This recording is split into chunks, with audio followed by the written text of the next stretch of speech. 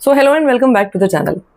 तो हम में से ना बहुत सारे लोग बाहर की कंट्री में जाना चाहते हैं, वहाँ पे सेटल होना चाहते हैं अगर मौका मिले तो। क्योंकि हमें ऐसे फील होता है कि अगर हम एक बार बाहर जाके सेट हो गए तो हमारी लाइफ बन जाएगी, which is kind of true also. I am not denying this fact. But जो भी कुछ चीज़ हमें दूर से बैठ के दिखती है ना, और जो भी चीज़ें हमें ऐसा लगता है कि हाँ बहुत अच्छी होंगी या हमें बहुत अच्छा लगने वाला है वहाँ पे जाके, तो देयर इज़ अ डिफरेंस जब आप किसी भी चीज़ को दूर से बैठ के देखते हो और जब आप रियलिटी में वहाँ जाके रहते हो। अगर आप किसी कंट्री में घूमने भी गए होते हो ना, तो वो घूमने का एक्सपीरियंस भी जो होता है दैट इज़ एंटायरली डिफरेंट जब आप वहाँ पे जाके रहने लग जाते हो। तो अगर जब तक आप किसी भी कंट्री में जाके नहीं रहे हो, तब तक आप वो एक्सपीरियंस फ़ील नहीं कर सकते, या तब तक आप पॉज़िटिव और नेगेटिव्स वहाँ के you can not make out कि क्या अच्छी चीज़ है, क्या बुरी चीज़ है, या फिर क्या आप वहाँ पे रह के सस्टेन कर पाओगे, क्या आपको अच्छा लगेगा वहाँ रहने के बाद। वो तभी पता चलता है, या तो आप खुद वहाँ जाके रहो या फिर किसी के एक्सपीरियंस को सुनो। और क्योंकि मैं बाहर जाके रह चुकी हूँ, तो आज मैं आपके साथ में अपना एक्सपीरियंस शेयर करूँगी। पॉज़िटिव साइड भी बताऊँगी, नेगेटिव साइड भी बताऊँगी। और आप कहीं भी चले जाओ, आप यूरोप साइड में चले जाओ, आप वेस्टर्न साइड में चले जाओ, जो चीज़ें मैं आपको बताने वाली हूँ वो ऑलमोस्ट सेम ही रहती हैं। बस थोड़ा-सा वेदर जो है ना वो डिफ़र करता है। तो मैं बात कर रही हूँ यूरोप की। तो जब मैं वहाँ पे गई थी ना, तो अपनी पूरी फैमिली के साथ गई थी, मतलब मेरे हस्बैंड और मेरे 2 बच्चे। सबसे पहली बात ना हम एक्सपेंस के बारे में कर लेते हैं। तो जब आप नए-नए वहाँ पे जाते हो और अगर आप बेसिक लेवल पे वहाँ पे जाते हो, तो आपकी सैलरी जो है वो इतनी ज़्यादा नहीं होती है, बट एक्सपेंसेस जो होते हैं वो काफ़ी ठीक-ठाक होते हैं। फॉर एग्ज़ाम्पल अगर मैं घर की बात करूँ, तो सबसे पहले रेंट की बात अगर कर लेते हैं, तो अगर आप एक बेसिक सा 2 बीएचके लेना चाहते हो रेंट पे, तो यूरोप में ही that will cost you around from 1.3 lakhs to 2 lakhs. इसके बीच में आपको पड़ेगा, डिपेंडिंग ऑन कि वो कैसा है, कितना पुराना बना हुआ है, किस लोकेशन पे है। तो इतना आपका खर्चा तो रेंट के एक्सपेंस में ही चला जाएगा। दूसरी बात, जो मेन एक्सपेंस आपका होता है वो होता है ग्रॉसरी का। क्योंकि अगेन जो भी हमारी ग्रॉसरी होती है इंडिया से अगर मैं कंपेयर करूँ, तो बहुत जो रेट्स होते हैं बहुत हायर साइड पे होते हैं वहाँ के। तो करीब-करीब 4 लोगों के घर के हिसाब से अगर मैं कहूँ, और अगर एक काइंड ऑफ लिमिटेड बजट की मैं बात करूँ, तो करीब-करीब 60,000 से लेके 80,000 तक आपका चला जाएगा ग्रॉसरी में पूरे मंथ की। तो रेंट और ग्रॉसरी को मिला के करीब-करीब 2.5 लाख रुपए आपके चले जाते हैं इन दोनों चीज़ों में। बच्चे अगर आपके हैं, तो बच्चों के लिए एक बहुत अच्छी बात है, वो ये है कि जो एजुकेशन है वो फ्री होती है। प्राइवेट स्कूल्स भी होते हैं, बट उनके जो बेसिक पब्लिक स्कूल होते हैं उनमें ही वो बहुत अच्छी एजुकेशन देते हैं। और अगर आप अपने बच्चों को उन स्कूलों में पढ़ा रहे हो, तो आपको मतलब देयर इज़ नो रिक्वायरमेंट कि आप प्राइवेट स्कूल्स में डालो। एंड जितना भी खाना है, जो भी कुछ ब्रेकफास्ट है, लंच है, स्नैक्स है, वो सब कुछ बच्चे को स्कूल में ही दिया जाता है। यू डोंट हैव टू पे फॉर एनीथिंग। तो खाने से ही रिलेटेड उनके स्कूल्स की बहुत एक पॉजिटिव बात बताती हूँ मैं आपको। तो हम लोग टिपिकल नॉर्थ इंडियन ब्रेकफास्ट और खाना खाते हैं। एंड हमारा जो ब्रेकफास्ट होता है ना, वो ज़्यादातर it comprises of parathas usually normally, and मेरे बेटे को पराठे ही चाहिए होते हैं ब्रेकफास्ट में। जब हम लोग वहाँ पे गए, तब तक उसने ब्रेड कभी खाई भी नहीं थी लाइफ में। तो जब हम वहाँ पे शिफ्ट हुए, एंड क्योंकि घर से खाना लाना बिल्कुल भी अलाउड नहीं है, रीज़न बीइंग क्योंकि वहाँ पे बहुत सारे बच्चों को एलर्जीज़ होती हैं, और अगर गलती से किसी बच्चे ने किसी का खाना शेयर कर लिया, तो उसको एलर्जी हो सकती है, मतलब बहुत कुछ सीवियर किसी भी बच्चे के साथ हो सकता है। इसी वजह से वो सारा जो खाना है ना, वो खुद अपने आप बनाते हैं। सब एलर्जीज़ का ख़्याल रखते हैं। बेसिकली उसमें ग्लूटेन नहीं होता, डेयरी का भी वो बहुत ध्यान से यूज़ करते हैं, कहाँ करना है, कहाँ नहीं करना है। तो जब मेरा बेटा स्कूल जाता था ना, तो उसको वहाँ का कोई भी खाना अच्छा नहीं लगता था। एंड जब वो 8 बजे घर से निकलता था, तो मैं उसको बहुत ज़्यादा स्टफ़ करके भेजती थी कि ये भी खा ले, वो भी खा ले, क्योंकि 2 बजे तक फिर you are not going to eat anything. तो मैं बहुत ज़्यादा उसको स्टफ़ करके भेजती थी, जितना वो खा सकता था ना, उतना वो खा लेता था। तो इस तरीके से वो स्कूल में कुछ भी नहीं खा रहा था। And after some time school से मुझे कॉल आता है कि आपका बच्चा जो है ना, वो कोई खाना नहीं खा रहा है, व्हाट इज़ द रीज़न?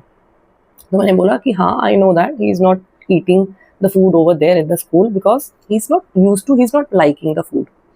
उन्होंने मुझे बोला कि आप हमें बताओ कि वो क्या खाएगा या उसको क्या पसंद है, हम वही खाना उसके लिए बनवाएँगे। मतलब कि how observant they are and how much importance they are giving to the child.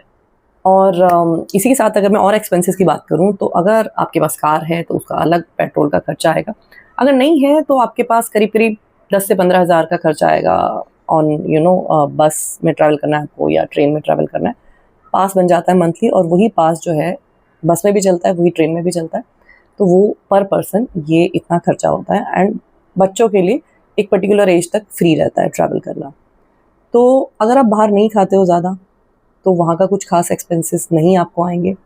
बचा क्लोथिंग और बाकी बच्चों की मिसलिनियस जो चीज़ें होती हैं, जितनी भी बच्चों से रिलेटेड चीज़ें हैं वो आपको, पढ़ाई से रिलेटेड कोई भी चीज़ नहीं खरीदनी है। पढ़ाई का जो सारा काम है, सारी ज़िम्मेदारी है वो उनके ऊपर है। आपको ना घर पे आके बच्चों को पढ़ाना है, ना कोई रिसोर्सेज़ उनको देने हैं। So that is all on their part. सिर्फ हमारा खर्चा कि हमें शॉपिंग करनी है या हमें बाहर खाना खाना है, वो एक मिसलेनियस खर्चा है जो कि आपकी हैबिट्स के ऊपर डिपेंड करता है कि आप कितना ज़्यादा इंडल्ज करते हो शॉपिंग में।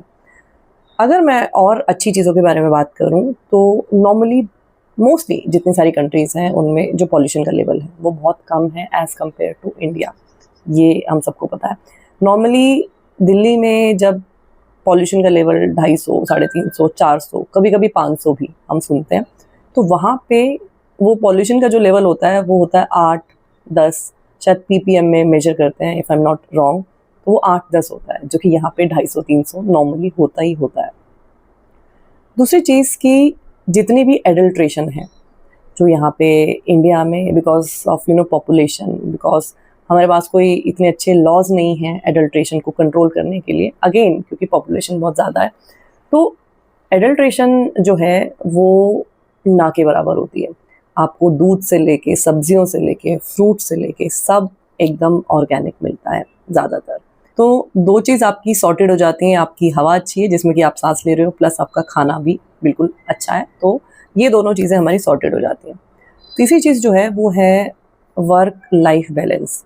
बहुत ज़्यादा फोकस करते हैं वो इस चीज़ पे कि आप अगर काम कर रहे हो तो आपकी जो पर्सनल लाइफ है वो इफ़ेक्ट ना हो। मतलब कि नॉर्मली 5 बजे तक, अगर आपने सुबह 9 बजे जॉइन किया है या 10 बजे जॉइन किया है, 5 बजे तक आपका ऑफ़िस ख़त्म हो जाता है। और अगर आप उसके बाद ऑफ़िस में बैठते हो तो आपका बॉस खुद ही बोलता है कि you should not work, you should go home. तो वो एक बहुत अच्छी बात है जो मुझे वहाँ पे लगती थी। अब थोड़ी-सी दूसरी साइड की बात करते हैं। तो एक चीज़ जो बहुत ज़्यादा जिसकी वहाँ पे आपको ज़रूरत पड़ेगी, वो है मेहनत करने की। आपको सारे काम खुद करने हैं। आपको खाना बनाने से लेके, आपको सफाई करने से लेके, आपको बर्तन साफ़ करने से लेके, बच्चों को स्कूल छोड़ के आने से लेके, कपड़े धोने से लेके, ग्रॉसरी लाने से लेके, ये सारे के सारे काम खुद करने पड़ते हैं। कोई ब्लिंकिट नहीं है, कोई ज़ोमैटो नहीं है, किसी भी चीज़ की घर पे डिलीवरी नहीं होगी, अनलेस आपने कोई चीज़ पार्सल अगर मंगाया है तो अमेज़न या फिर फेडेक्स वगैरह वो सब कुछ चलता है। लेकिन ये जो बेसिक नीड्स हैं जिनकी हमें बहुत ज़्यादा आदत पड़ चुकी है, वो सब कुछ वहाँ पे नहीं होगा। अगर मैं कपड़े धोने की बात करूँ तो बहुत सारे घर वहाँ पे ऐसे होते हैं कि जहाँ पे घर पे वॉशिंग मशीन और ड्रायर नहीं लोग रखते हैं। वहाँ पे 2 चीज़ें चाहिए होती हैं, वॉशिंग मशीन भी और ड्रायर भी, क्योंकि कपड़े वहाँ पे ऐसे हम बालकनी में ना तो सुखा सकते हैं और ना वो सूखेंगे। तो इसलिए पहले हम कपड़े वॉशिंग मशीन में धोते हैं और उसके बाद हम उनको ड्रायर में डाल देते हैं और फिर आपको बिल्कुल ड्राइड जो है ना कपड़े वो वहाँ से मिलते हैं। तो उसके लिए वहाँ पे गवर्नमेंट ने क्या प्रोविजंस करे होते हैं कि जो भी आपकी सोसाइटी आप जहाँ पे भी रहते हो, वहीं पे कॉमन एरिया बना देते हैं और उस कॉमन एरिया में वो कुछ वॉशिंग मशीन लगा देते हैं और कुछ ड्रायर लगा देते हैं। तो फॉर एग्जांपल आप क्या करोगे कि अगर आप सैटरडे को सपोज 11 बजे से लेके 1 बजे तक फ्री हो, तो आप पहले से ही वो स्लॉट बुक कर लोगे। फिर आपको क्या करना पड़ेगा कि आपको सेम उसी टाइम पे, फिक्स टाइम पे, इंडिया की तरह नहीं है कि जब आपका मन करे आप तब चले जाओ। मेरे कहने का मतलब ये है कि जब मैं वहाँ पे रहती थी तो मुझे बिल्कुल भी टाइम नहीं मिलता था। सुबह उठने से लेके, ब्रेकफास्ट बनाने से लेके, बच्चे को स्कूल छोड़ के आना, जो कि बस में आना-जाना होता था। फिर आने के बाद लंच बनाना, घर की डेली मॉपिंग नहीं भी हम करते हैं, तो स्टिल अगर आज मैंने मॉपिंग नहीं की है तो आज कपड़े धोने का नंबर है। और फिर इतने में बर्तन है और फिर लंच का टाइम आ जाएगा, फिर कुछ और, फिर बच्चों को थोड़ा बहुत पढ़ाया, फिर शाम के डिनर का टाइम आ गया, मतलब या फिर कोई ग्रॉसरी है तो ग्रॉसरी का दिन आ गया। आप पूरे दिन पैक्ड रहते हो, आपको बिल्कुल भी टाइम नहीं मिलेगा, या लेजर वाला टाइम जिसको मैं बोलती हूँ ना, जो हमें यहाँ पे इंडिया में बहुत अच्छे से मिलता है, वो लेजर टाइम आपको बिल्कुल भी नहीं मिलेगा। and at the end of the day you are physically kind of totally exhausted. And जब हम थोड़ा सा यूरोप साइड की बात करते हैं तो थोड़ी बहुत कंट्रीज ऐसी हैं जहाँ पे इंडिया की जो चीज़ें हैं वो आपको हर चीज़ नहीं अवेलेबल होगी, और ऐसा होगा कि कुछ चीज़ आपको कोई स्टोर में मिल जाएगी, कोई पर्टिकुलर चीज़ आपको दूसरे स्टोर में मिलेगी। तो फॉर एग्जांपल कि वहाँ पे जो स्टोर्स होते हैं वो इस नाम से फेमस होते हैं कि इंडियन स्टोर है। तो सपोज किसी एक स्टोर पे मैं गई और वहाँ पे मुझे आशीर्वाद का आटा मिल गया तो बड़ा अच्छा लगता था कि अच्छा ठीक है यहाँ पे आशीर्वाद का आटा मिल गया। किसी और स्टोर पे गए, वहाँ पे आपको बेसन मिल गया तो ऐसा लगता था कि अरे वाह कि यहाँ पे तो बेसन मिल गया, मज़ा आ गया, आज तो पकौड़े बना सकते हैं। फिर ऐसे कर करके आपको अलग अलग स्टोर पे अलग अलग तरह की चीज़ें मिलती है। तो वो थोड़ा सा यूरोप साइड में होता है। यूएस और कनाडा वाली जो साइड में है वो ये प्रॉब्लम बिल्कुल भी नहीं है। वहाँ पे बहुत सारे इंडियन स्टोर हैं और हर इंडियन स्टोर पे आपको सब कुछ मिल जाता है। तो इन टोटल अगर मैं बात करूँ तो मेहनत जो है ना वो आपको बहुत ज़्यादा करनी पड़ती है। मेहनत किए बिना वहाँ पे काम नहीं चलता है।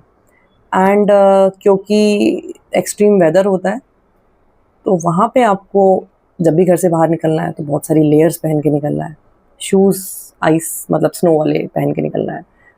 तो अगर आप दिन में 5 या 6 बार बाहर गए, जो कि आप यूजुअली जाते हो, अगर आप बच्चों को बाहर छोड़ने जा रहे हो और लेने जा रहे हो, तो आपको ये सारा जो टास्क है ना ये multiple times of the day करना पड़ेगा, which is kind of irritating at time. और अगर मैं मेडिकल की बात करूँ तो जहाँ पे मेडिकल की बात है ना तो आपको बहुत सारा पेशेंस रखना पड़ता है। ऐसा नहीं होता जैसे यहाँ पे हम उठते हैं और सीधा डॉक्टर के पास चले जाते हैं। आपको अपॉइंटमेंट लेना पड़ता है और वो अपॉइंटमेंट आपको कई बार एक एक हफ्ता भी नहीं मिलता है। अगर आपको स्पेशलिटी डिपार्टमेंट में जाना है तो कई बार 2-2 3-3 महीने भी हो जाते हैं अपॉइंटमेंट मिलने में। ये जो है ना ये वाली चीज़ थोड़ा सा फ्रस्ट्रेटिंग हो जाती है कई बार, और क्योंकि हम लोग इस चीज़ के यूज़ टू नहीं है। कोई भी दवाई आपको एज ए काउंटर पे जाके नहीं मिलेगी अपने आप, हर एक दवाई के लिए आपको प्रिस्क्रिप्शन चाहिए। इसी के साथ साथ थोड़ा सा वेदर भी आपको तंग करता है। अगर आप किसी ऐसी कंट्री में रह रहे हो जहाँ पे माइनस में टेम्परेचर जाता है तो वो भी आपको थोड़ा सा ना तंग करता है। मतलब जैसे जहाँ मैं रहती थी वहाँ पे -15 से -20 के बीच में चला जाता था कुछ दिनों के लिए। उस केस में आप बाहर फ्रीली नहीं घूम सकते। मतलब आप घर से निकलोगे और आप वो जो 2-4 मिनट होते हैं जब आप ट्रेन में चढ़ जाते हो या बस में चढ़ जाते हो तो उसी में ही हालत थोड़ी सी ना ख़राब हो जाती है।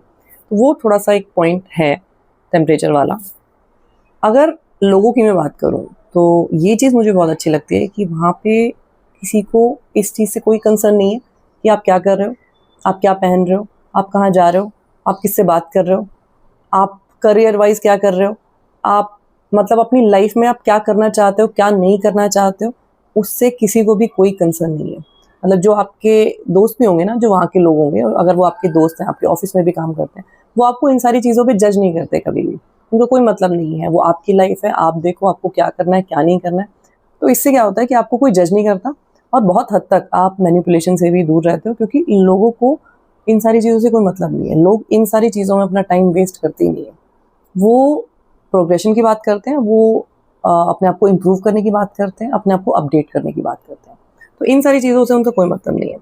जो यहाँ पे एक बहुत बड़ा माइनस है, क्योंकि बहुत सारी एनर्जी तो हमारी इसी चीज़ में चली जाती है कि लोग क्या कह रहे हैं, लोगों को प्रूव करना है, या मैंने ऐसे कह दिया तो ये हो जाएगा, मैंने ऐसा कर दिया तो फिर ये हो जाएगा। हमारी बहुत सारी एनर्जी इन सारी चीज़ों में चली जाती है, जो वहाँ पे बिल्कुल भी नहीं है। तो ये एक बहुत बड़ा प्लस पॉइंट है। तो आई होप मैंने मेजर चीज़ें जो है ना वो कवर की हैं।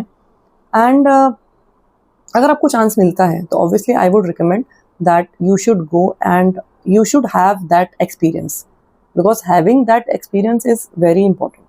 जब आप खुद एक्सपीरियंस करते हो तब आपको कुछ चीज़ें खुद समझ में आती हैं। तो अगर आप जा रहे हो या जाना चाहते हो तो माइंड में ये चीज़ आपको रखनी है कि भाई मेहनत बहुत सारी करनी पड़ती है, और शुरू में ऐसा होगा कि कोई सेविंग आपकी होगी नहीं अगर आप एक बेसिक सैलरी पे जाते हो तो। उसके बाद धीरे धीरे करके आपकी जैसे जैसे सैलरी बढ़ेगी तो उस हिसाब से सेविंग भी होने शुरू हो जाएगी after some point of time. So I would suggest कि अगर आपको ऐसा ऑप्शन मिलता है या फिर अगर आप जाना चाहते हो तो उस डायरेक्शन में आपको मेहनत करनी चाहिए, सोचना चाहिए, and once in a life time you should experience that particular life. वो आपको ना एक्सपीरियंस करने से ही पता चलेगा कि आपको कैसा फील होता है। सो आज की वीडियो में इतना ही। मैं आपसे फिर मिलूंगी एक नई वीडियो के साथ। तब तक अपना ख्याल रखिए। Lots of love to you. Take care. Bye bye.